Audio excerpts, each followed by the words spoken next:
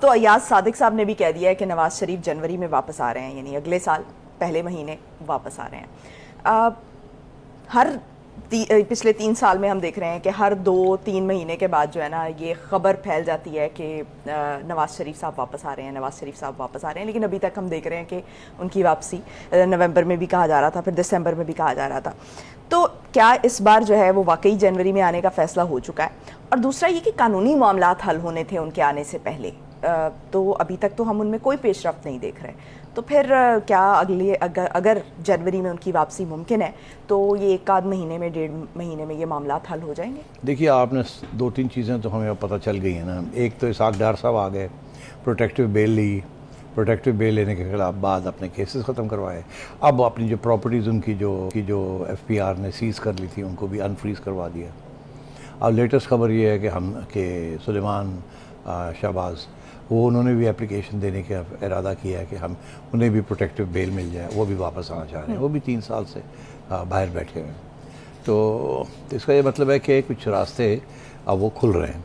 और यकीनी तौर पे अगर इलेक्शन की तरफ किसी स्टेज पे जाना है तो मैंने तो पहले भी ये कहा है कि उससे पहले कम से कम 4-5 महीने पहले नवाज शरीफ साहब वापस आ जाएंगे। जाहिर है कि पार्टी लीड करनी है उन्होंने तो आएंगे ही ना।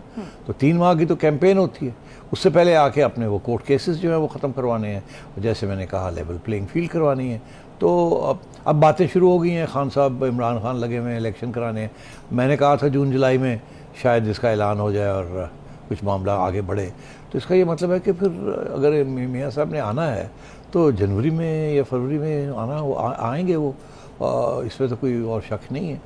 मगर अगर खान साहब कामयाब नहीं होते और ये इलेक्शन चले जाते हैं आगे, वो नहीं मानती हुकूमत कि जी नहीं हम तो अक्टूबर से पहले नहीं कराएंगे, तो फिर हो सकता है नवाज शरीफ साहब की वापसी जो है वो डिले हो जाए।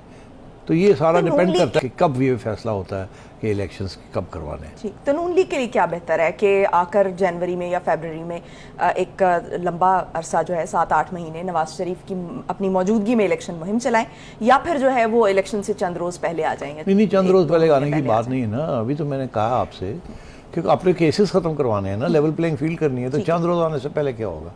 आके केसेस ख़त्म होंगे ना, अदालतों में जाना पड़ेगा वकीलों के साथ वगैरह वगैरह, फिर पार्टी के लिए लोगों को मिलना होगा। आज की खबर ये भी है कि जी जो सीटें देनी है आगे, नॉमिनेशंस जो होनी है वो मियाँ साहब खुद बैठ के फैसला करेंगे कि उज़्मा को देनी है, सिटी को देनी है एंड सो ऑन। तो ये इसके लिए वक्त लगता है। और कैंपेन कोई आसान काम नहीं है कि 10 दिन पहले आके आप कैंपेन करें, ऐसे नहीं होता। अब बात यह है कि वो लीडर हैं पार्टी के, वोट उनका है, वोट और किसी का नहीं है। तो इसलिए उनका आना और वेल इन टाइम ज़रूरी है। तो कानूनी मामलात भी करने पड़ेंगे ना, उसके बगैर। देखिए, वो अभी हेड ऑफ द पार्टी भी नहीं है और पार्टी के और वो हिस्सा भी नहीं ले सकते। मैं आपको कह रहा हूँ कि उन्होंने अपना वो नाअहली जो है वो ख़त्म करवानी है, उसके बाद उन्होंने इलेक्शन लड़नी है और अगर इलेक्शन जीतते हैं तो वो खुद प्राइम मिनिस्टर बनना चाहेंगे। तो अगर ऐसी बात है तो फिर जाहिर है पहले आके तैयारी करनी पड़ेगी ना, पार्टी को तकड़ा करना पड़ेगा ना।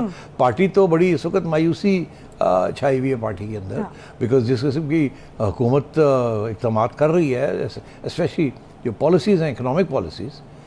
और फिर ये भी आपको पता ही है कि कुछ अरसे से मियाँ साहब कह रहे थे कि जो आप इकनॉमिक पॉलिसीज़ कर रही है ये हुकूमत, वो इत्तेफाक नहीं करते उससे। वो समझते हैं कि आवाम के ऊपर बहुत सख्त दबाव डाला जा रहा है और इतनी भी कोई बात नहीं है। इसीलिए इसाक डार साहब को भेजा और मिफ्ता इस्माइल साहब को कहा कि स्टेप असाइड, बिकॉज वो समझ रहे थे कि मिफ्ता इस्माइल साहब बहुत जल्दी IMF के आगे घुटने टेक रहे हैं, कुछ आवाम का भी सोचना चाहिए। अब इसाक डार साहब आगे, अब पता चल रहा है कितना मुश्किल है ये, क्योंकि अभी तक IMF का प्रोग्राम जो है वो नहीं आया, जो अगली किर्गिस्तानी थी 1.1 बिलियन डॉलर्स की। और अब ये कहा जा रहा है कि ये शायद जनवरी फरवरी में ये जाके जो पैसे आने आए हैं। अभी तो डिसएग्रीमेंट शुरू हो गई हैं कि जी जो आपको फ्लड्स के लिए पैसे देने हैं उसका क्या होगा, आपने जो रेवेन्यू कलेक्शंस हैं उसकी शॉर्टफॉल हो रही है, इस किस्म की चीज़ें हो रही हैं। तो बहुत, और फिर ये कि जो पैसे बैरूनी मुल्कों से आने थे वो आए हैं कि नहीं आए, आपके रिजर्व्स का क्या लेवल है। तो अभी तो बातचीत चल रही है और आपने देखा है इसाक डार साहब इस वक्त बड़ी स्ट्रॉन्ग क्वेश्चनिंग उनको हो रही है कि आपने तो कहा था कि आप वहीं आएंगे और इतनी जल्दी डॉलर जो है 200 रुपये का हो जाएगा और आपने कहा था ये ब्लीडिंग जो है मैं रोक लूँगा। उन्होंने बहुत मेहनत की है इसके ऊपर, मगर कुछ ऐसे हालात हैं जो कि जब तक IMF का प्रोग्राम के पैसे नहीं आते और उसके साथ दूसरे पैसे नहीं आते तो बड़ा मुश्किल है ये काम। तो ये ना इसीलिए हुकूमत जो है वो नहीं चाहती फौरी तौर पे इलेक्शंस। अगर ये फौरी तौर पे इलेक्शन हो जाते हैं तो इमरान खान जीत जाएगा। इनको मौका चाहिए कि अगले बजट तक, जून तक तो ये रहें और उस बजट के अंदर कुछ ऐसे पॉलिसीज़ करें जिसके साथ आवाम की कोई रिलीफ हो।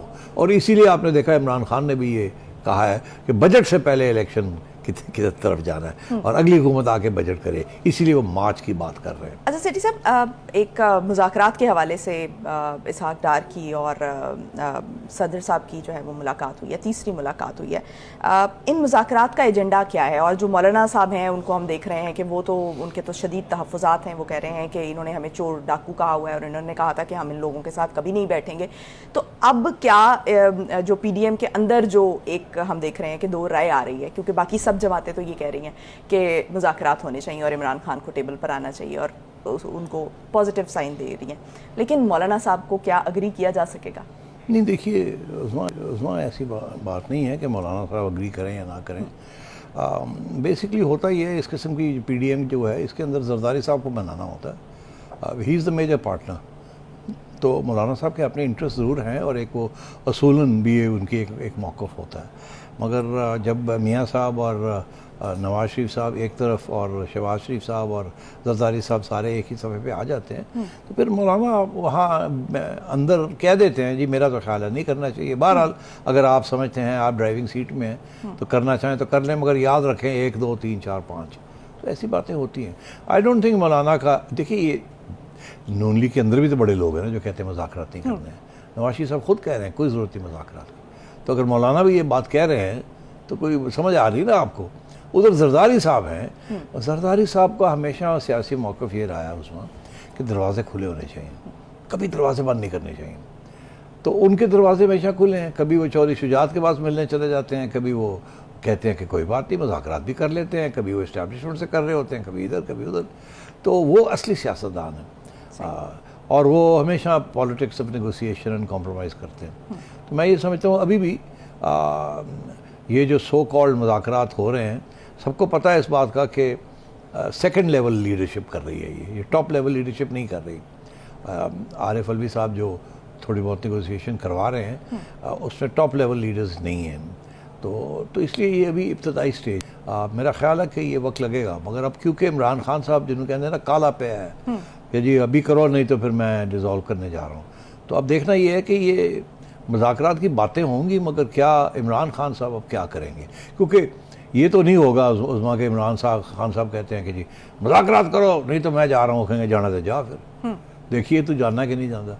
तो इसलिए अब वो स्टेज आई हुई है। ये मुज़ाकरात वाली बात जो है ना ये उस स्टेज पे आएगी जब खान साहब ये फैसला करेंगे कि अनकंडीशनल डायलॉग होगा और वो रातों रात उसके कोई फैसले नहीं होंगे। उसके अंदर पार्लियामेंट में जाना पड़ेगा, बैठ के सही तरीके से ये काम करना पड़ेगा। धमकी के साथ काम नहीं चलेगा। अभी तक तो वो समझते हैं ना धमकियों के साथ काम चल रहा है।